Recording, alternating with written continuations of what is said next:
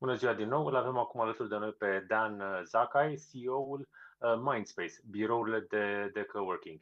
Hello Dan, thank you for joining us today. Sorry, one question before we start. We did. We're yeah, online, sorry. yeah. Is this a recorded interview? No, we just went online. Are we online? It's live. Yes, yeah, and we are live now. Thank you for joining us. And how's the co-working market? How do you see it now at world level? Because Mindspace has offices on all continents almost.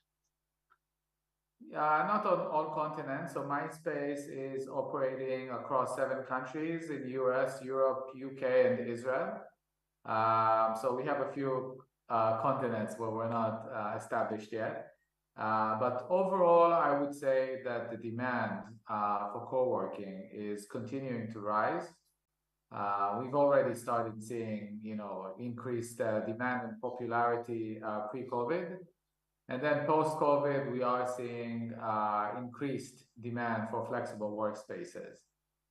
So overall, that changes from one city and one continent to another, but the overall trend is similar across all regions, which is co-working and flexible workspaces becoming more popular in a post-pandemic world. And how do you see the Romanian market of co-working? Sorry, which market? The Romanian? The Romanian market, yes. Oh yeah, so we started in Romania back in 2018. Just towards the end of 2018, we have 2 locations in Bucharest. And right now is probably the best time that we've ever seen for co-working spaces in Bucharest. We are now at the peak of our performance with 2 locations that are almost fully let. So yes, the market is doing really well. Let me just emphasize the fact that it's not just that demand for flexible workspaces is rising, it's the fact that demand for premium flexible workspaces is rising. Demand for premium real estate is rising in general. So we are part of that flight to quality trend that we're seeing everywhere across the real estate, the commercial real estate markets, and Flex is no different. So when we started in Bucharest in 2018, I believe we introduced to the market one of the best flexible workspace premises within the city. And now, with the flight to quality, we're seeing unparalleled demand, compared to the past. Which is the best market for Mindspace right now? I would say we have a few really good markets, and they keep on changing. So, it's not, I can't really indicate one specific market that is doing better than the other, but, I can definitely say that the German market is doing really well. Same goes for the market in London and the Netherlands in Amsterdam. Warsaw, another strong market for Mindspace. We just launched a 2nd location a few months ago that is filling up, quicker than we've predicted. So overall, we're seeing, a healthy demand across most of the cities that we operate in. Yeah. And how did the co-working market change? How was it in 2018, 2019? How was it during the pandemic and now after the pandemic? Well, many things have changed since the pandemic. First of all, the growth pace of co-working operators had slowed down. So prior to the pandemic, we have seen, many companies growing significantly, and then COVID happened, and a lot of them were struggling and making, I would say, smarter decisions from that point onwards and slowing down and having a more steady growth. So that's one. We've seen, the story of WeWork basically since the beginning of the pandemic had stopped growing. At the same time, there are operators that are still growing. Mindspace, had grown from 26 or 28 locations pre-pandemic to around to 46 locations as we speak right now. So that's one. The second thing is, you know, in terms of usage, we are seeing I would say even a dramatic change in terms of demand for flex. While, you know, pre-pandemic we have started seeing you know, companies of many kinds and many industries are starting to look at co-working and flexible workspaces. Now it's becoming almost like a must for many organizations, many companies, big or small. So it's becoming a commodity for many companies from many industries in many countries to use. So, you know, obviously this is for the benefit of the co-working operators. You know, there's a healthier demand and much more awareness in the past. What is driving this mostly is that companies are looking for flexibility. Companies are aware of the uncertainty in the markets, you know, whether if it's COVID or a downturn in the economy. They want to have control and they want to have the flexibility, which, you know, obviously attracts them to flexible workspaces. And there's also some usage changes. We are now at Mindspace offering, you know, more products and more availabilities to, you know, a wider variety of customers, whether if it's you know, the ability to book office on a daily basis, or, you know, or having a monthly membership or a long-term membership. So we are more open to a wider audience right now, given the growing demand. And the last point I would say is the recognition by owners, by real estate owners, by landlords, that, you know, flex is, you know, is a growing niche in the commercial real estate market, and they have to react to that. I mean, many of the landlords that I'm meeting with, they acknowledge the fact that they have to have a flexible workspace in their buildings. And so what we're seeing in today's world, and what Mindspace has been doing over the past years, is partnership deals with landlords who want to have this component in their buildings and are looking for an operator to do, you know, to take care of the operation on their behalf. So Mindspace is doing, you know, those partnership deals with landlords all over the world, and we're seeing that trend picking up as well. So, and the last thing, you know, Mindspace has always been on the higher end of the market, offering premium flexible workspaces. I believe that post-pandemic, this segment of the market is benefiting, you know, for the flight to quality trend that we're seeing. Basically, you know, companies are finding it somewhat challenging to get their employees back to the office in a post-COVID environment. And if you want to do so, you better offer, you know, a creative and exciting, luxurious and high-end and well-situated work environment. And, you know, we provide all of that. So if you're a flexible workspace operator that is providing all of that, then you are in a good position. And because my next question was about work from home. During the pandemic and after it, we discussed about work from home, work from anywhere. Where does co-working fit in all of this? Do people want to leave their home and work from a nice place? Is this the trend, to have extra bonuses in the workspace for them to get out of their home and come to the office, to come to an office?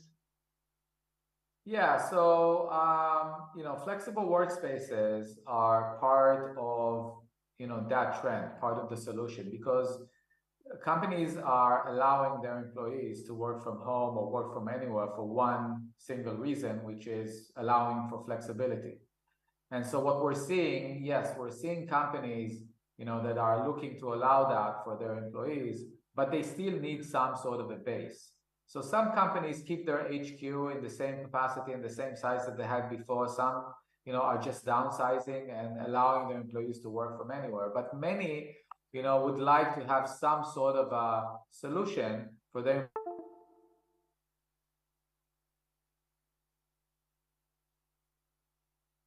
office. So, you know, in the grand scheme of things, in a post-COVID environment, what employers are looking to do is provide, you know, really good, I would say, terms and working environment for their employees. flexibility is part of that, but also having a physical office that you can use in a flexible manner, that's also part of the solution. So we're definitely seeing more and more enterprise, larger companies that are shifting to work from home or work from anywhere method, and that's why they're reaching out to flexible workspace operators and partnering with them and allowing their employees some sort of an arrangement. Not everybody. I mean, if you're an employee and you want to work from anywhere, you want to work from home, you still want to have some sort of a base. Might be a co-working space that is close by to your house. It might be somewhere that is where you decided to move on and live. That's one piece of the puzzle that allows that flexibility. So definitely, this is the change that I was referring to in the past. We are providing more solutions to more type of tenants because of that shift in the mindset by many companies. Do companies want a lease on a shorter period? Because when, for example, on the office market in Bucharest, many companies sign a lease for 5 years, 7 years, but that's a long time and many things can happen in 7 years. Do they want to have a lease on a much shorter period, like, I don't know, 1 year, 6 months? Is this how the market will change in the next few years? Well, definitely the market is changing and the lease terms are shrinking. We all know that, and we all see that. This is, in light of the uncertainty in the markets and companies, being in a position where they cannot make long-term decisions. Again, this is a key offering in flexible workspaces. I mean, we are not seeing the terms changing from our perspective because we offer any term anyways.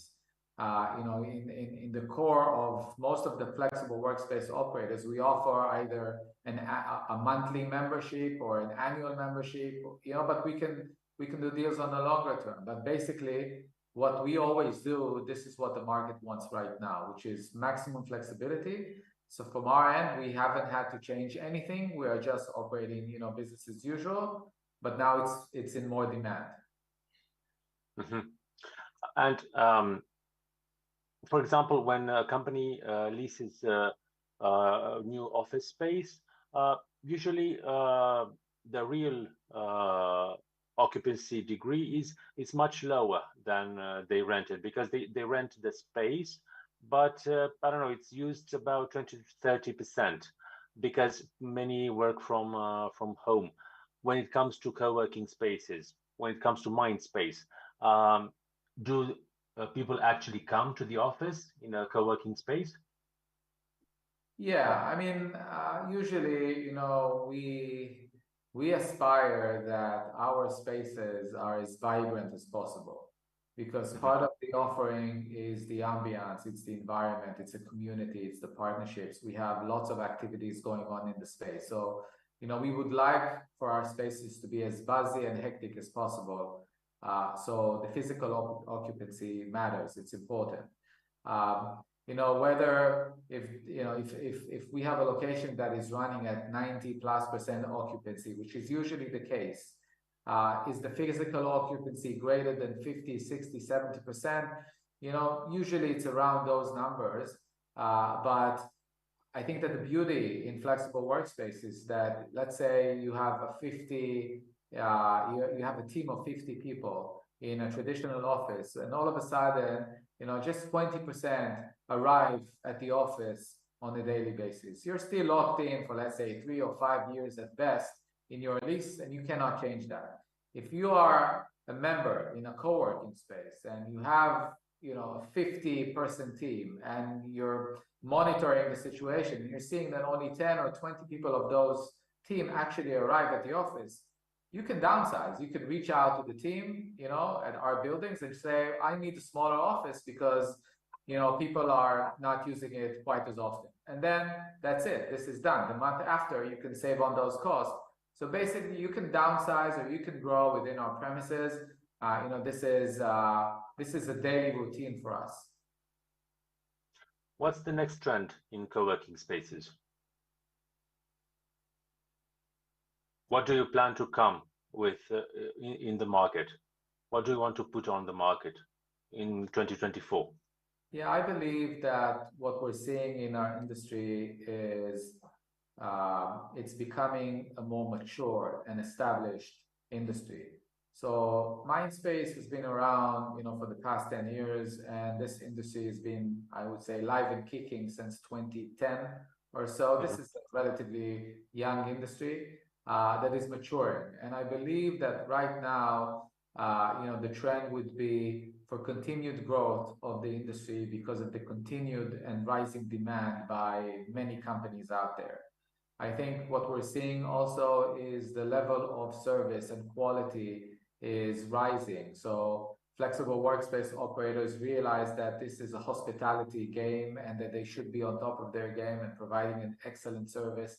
And this is what we aspire to do. So as long as you can do that, you will be able to attract the best companies out there.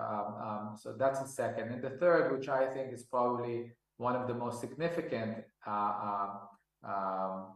elements for our industry in the future, is the partnership with landlords and the realization by landlords that they can shorten the lease terms to 5 years, to 3 years. This is all good, and this is a must. We all realize. But if you want to reach a broader audience, and if you want to have your buildings fully utilized with a good experience, and to be able to continue to attract the best companies out there, you have to have better flexibility and better workspace environment and hospitality approach. And you need to partner up with the flexible workspace operator because they have the expertise.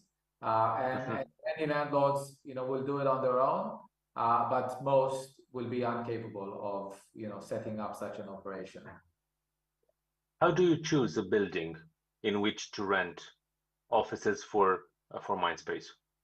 Well, it's a combination of, I would say, art and science. So the science part for Mindspace, we look at core CBD of major European or US cities.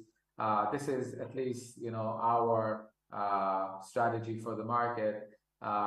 There's a lot of work being put into analyzing, can we get the right product in a specific building? Do we get the right efficiency that we need? Do we get the right layout that we need? So there's a lot of, I would say, experience and know-how towards what sells best and what meets the demand of the market. And then, I would say the art part would be, Mindspace is a hospitality player. As I mentioned, we are very much focused around design and creating, a creative environment. So, we need to make sure that building works for us, and we can put a really nice product that gets people excited.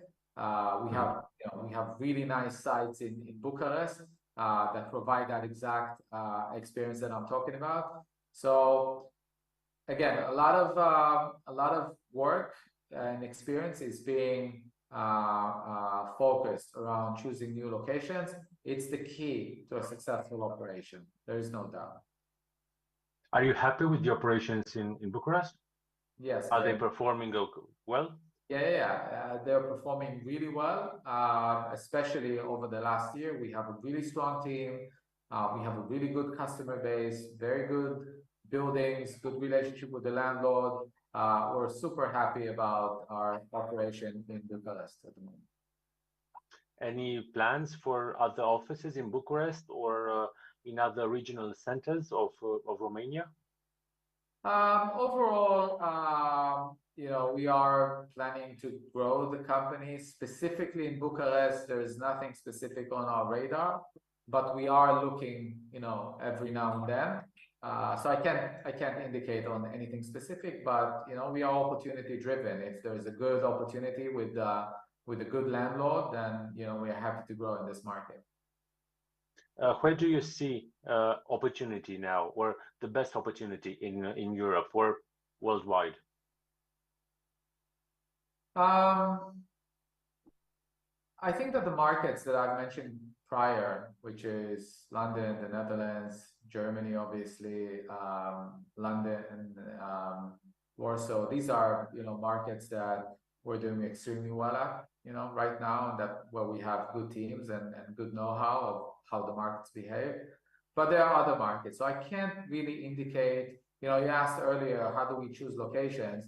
So we also need to choose, the country or the city. So it's a combination of everything. Sometimes, there's a city that is not necessarily of the highest priority, but we find a great building and, we will go for it. So there's not a particular focus around a specific city. We are operating in 7 countries and over 20 cities. So all of those cities are on our radar, for additional growth. Which do you have a center in the world or in Europe where you test new ideas? Normally, so we don't have a center, I would say, but normally we would roll out new ideas from our largest market, which is Germany, the German market. We are operating in 5 cities across Germany with 13 locations. So usually we tend to, to roll out new ideas and innovation from this market. Did the profile of the tenant in coworking change, or will it change in the next years? The profile of co-working tenants is changing constantly. When we started in the early days of the company, this was mainly SMBs, freelancers, startup companies, and such. Over the years, we have started seeing a tremendous shift by enterprise companies. So larger companies, tech, services, finance, all of those companies also taking a part in the co-working business. I think what we're seeing in recent years is more industries coming into co-working spaces. I would say flexible workspaces. So basically, I believe, as I mentioned before, it's just becoming a bigger and more known segment of the office market, and therefore we are attracting almost any type of companies. I guess that will continue, and that the awareness for flex will continue to rise because it meets, the need for reacting in a world that continues to change in front of our eyes. So I see that continue to happen.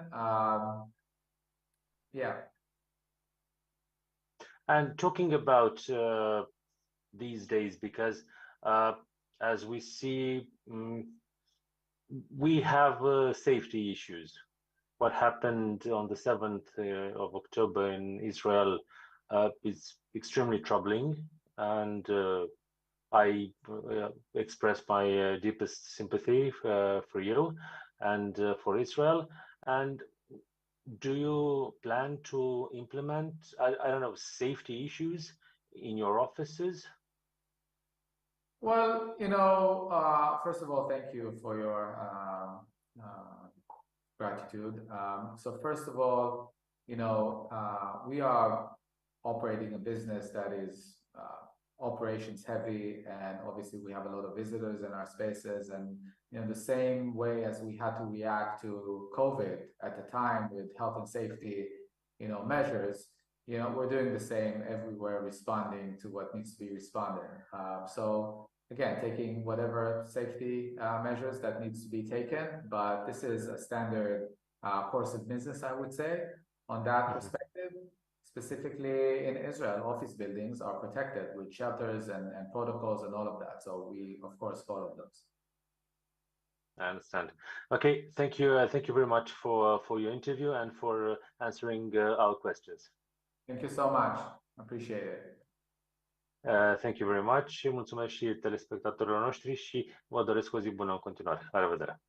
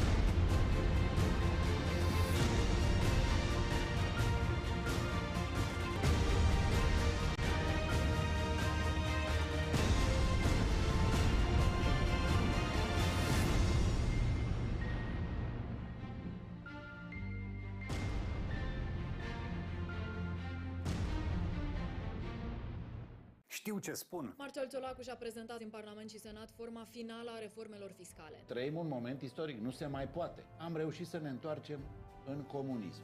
Știu ce te interesează. Pierdem 2% din PIB pentru că nu suntem în Schengen. Domnule Marcel Ciolacu, și eu m-am săturat să nu fie doar vorbe, să fie și fapte. Știu cum să te fac curios. CEO-ul Meta a anunțat lansarea primilor ochelari dotați cu inteligență artificială. Port ochelare ea șmecher și vin și mă uit către tine și datele tale cine știe pe unde ajung. Știu cum să te emoționezi. Zelenski numără și eroi români de-al nostru, Radu Posu. A fost prin tranșee, s-a ascuns de rachete și continuă să ajute Ucraina chiar dacă nu pune pe masă miliarde. Știu să conving. Polonia și-a schimbat politica. Se gândesc să le livreze din nou arme ucrainenilor. A fost Zelenski care a anunțat că îi dă în judecată pentru ce îi dai în judecată pe oamenii ăștia care te sprijină. Știu să câștig. Ai avut o apărare slabă. Știu, deci știi.